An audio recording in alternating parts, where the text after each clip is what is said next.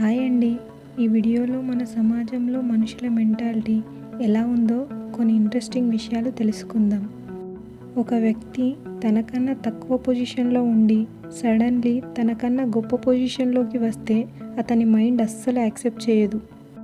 Second, ఒక వ్యక్తికి తన జీవితంలో ఎన్ని బాధలు కష్టాలు ఉన్నా సరే పక్కన వ్యక్తి కష్టాలు బాధలు చూసి ఆనందిస్తాడు. థర్డ్, ఒక దగ్గర 10 మంది కలిసి మాట్లాడుకునేటప్పుడు అక్కడ లేని వ్యక్తి గురించే ఎక్కువ మాట్లాడుకుంటారు. ఫోర్త్, కొందరు వ్యక్తులు వారి గొప్పలు చెప్పుకోవడం కోసం ఎదుటి వాళ్ళని తక్కువ చేసి మాట్లాడతారు. ఫిఫ్త్, ఒక మనిషి ఎదురుగా మరొక మనిషి ప్రాణం పోతున్నా పట్టించుకునే సమయం ఉండడం లేదు.